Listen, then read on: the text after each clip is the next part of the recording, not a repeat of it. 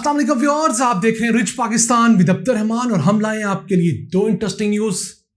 कराची को पेशावर से जोड़ने वाले शॉर्टेस्ट रूट के अहम दो पैकेजेस को रेनोवेट करने का, एक्सपेंड करने का बाकायदा ऐलान किया गया है। यह है इंडस हाईवे N55 जो कि कराची और पेशावर के दरमियान सबसे शॉर्टेस्ट रूट है। इसे डिस्कस करेंगे।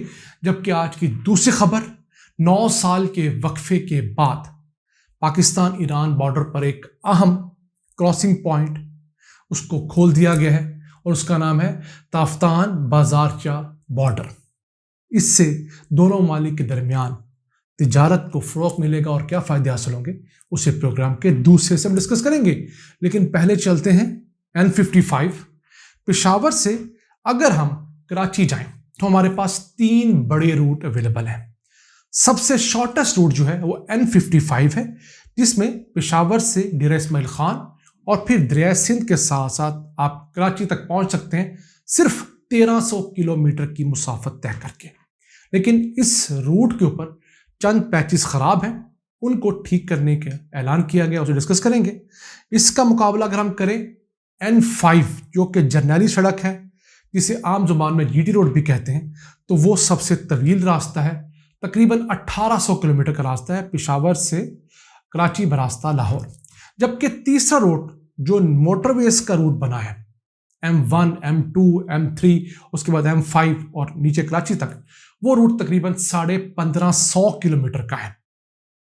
तो लेंथ वाइज सबसे छोटा रूट जो है N55 का है।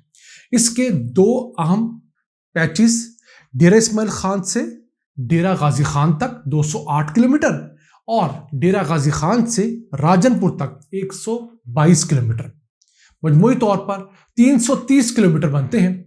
इनकी अपग्रेडेशन, इनको खुला करने और तमाम तर इंटरनेशनल सहूलियात मुहैया करने के लिए बजट की मंजूरी दे दी गई है। वैसे तो तकरीबन कुछ 40 से 45 अरब रुपए का प्रोजेक्ट है। इब्तदाई तौर पर इसके लिए 11 अरब रुपए देने का ऐलान किया गया है। इसके बाद इस रूट पर काफ़ी तेज़ ट्रैफिक हो पाएगी। 2 साल का ये मंसूबा है। इसके अलावा शिकारपुर से राजनपुर तक का जो हिस्सा है, पैकेज है, वो 44 अरब रुपए की लागत से 222 किलोमीटर को इसी तरह 2 से 4 लेन पर कन्वर्ट करने का मंसूबा है। इस इंडस हाईवे को, वो भी अप्रूव हो चुका है, उसके ऊपर भी कंस्ट्रक्शन का इब्तदाई काम शुरू हो गया है। इसके अलावा रत्तो डेरा टू शिकारपुर 43 किलोमीटर का निस्बतन छोटा पैच है। इस इंडस हाईवे का 5 अरब रुपए की लागत से सन 2020 में शुरू हुआ था, वो मुकम्मल हुआ चाहता है। तो आहिस्ता आहिस्ता कैरेक प्रोजेक्ट के तहत इंडस हाईवे को अपग्रेड किया जा रहा है, एक्सपैंड किया जा रहा है। इससे ना सिर्फ दरिया सिंध के साथ साथ बसने वाली आबादियां, शहर वो मुस्तफीद होंगे, बल्कि सेंट्रल एशिया को हमारी पोर्ट्स तक शॉर्टेस्ट रूट भी अवेलेबल हो जाएगा।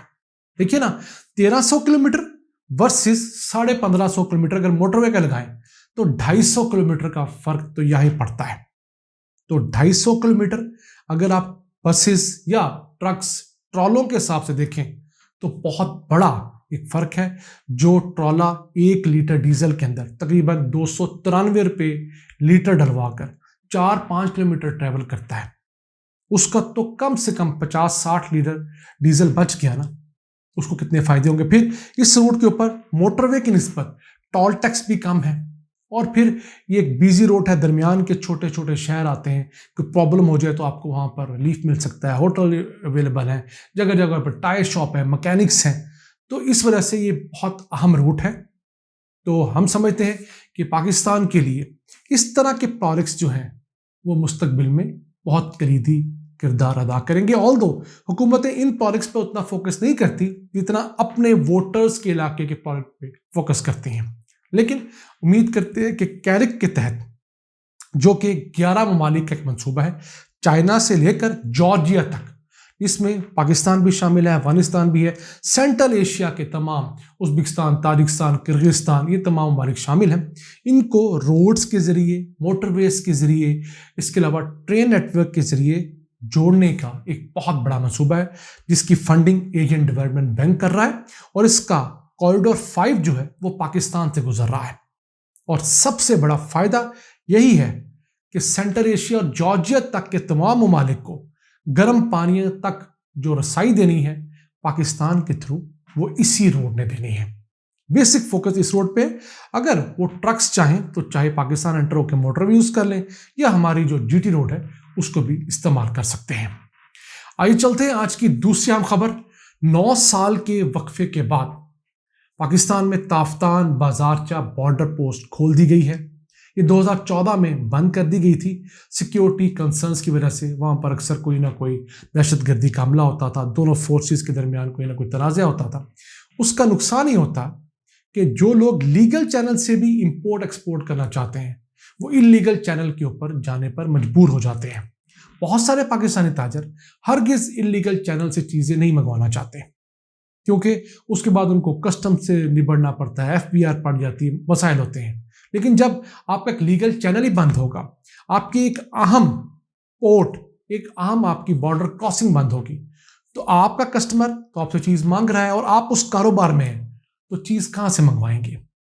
तो वो फिर मजबूर होके इसी तरह के 2 नंबर रूट्स या स्मगलिंग के रूट से चीज़ें मंगवाने पर मजबूर होते हैं। फिर उसकी कॉस्ट भी बढ़ जाती है कि बजाय उन्हें कस्टम देकर और बाकी चीज़ क्लियर करवाकर सुकून से रात को सोना है, उनको धड़का लगा रहता है कि एक चीज़ मैंने मंगवा तो ली है, अब मेरे गोदाम पर छापा कब पड़ेगा, मुझे कोई ब्लैकमेल करने कब आएगा, मुझसे पैसे बटोरने के लोग मुख्तलिफ तरीके कैसे ढूंढेंगे।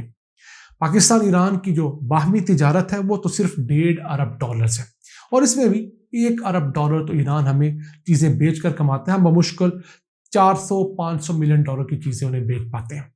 लेकिन अगर हम ये चीज़ें फॉर्मलाइज कर लें, अपने कस्टम बॉर्डर पोस्ट को डिजिटाइज करें, मॉडर्नाइज करें, तो हम अपने एक्सपोर्ट्स बढ़ा सकते हैं और फिर हमें ईरान के साथ अच्छे टर्म्स पर निगोशिएट करना होगा।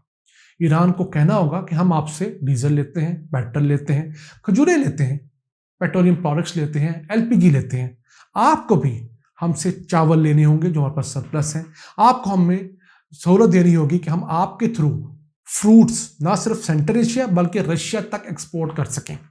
और जो जो चीज़ें पाकिस्तान में अवेलेबल हैं जो हम ईरान से बेहतर बनाते हैं वो हमें ईरान के साथ पुट करनी चाहिए ताकि दोनों ममालिक में इक्वल ट्रेड हो।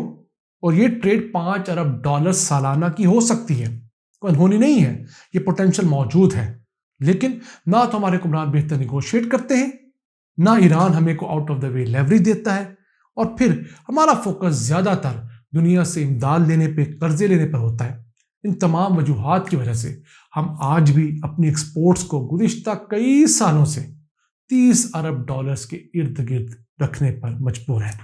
नाज़रीन, ये था आज का एपिसोड। हमें उम्मीद है आपको पसंद आया होगा। अपनी तमाम सजेशंस, आरा से हमें आगाह रखा करें। अपने मेज़बान अब्दुल रहमान को इजाज़त दीजिए। अल्लाह निगहबान।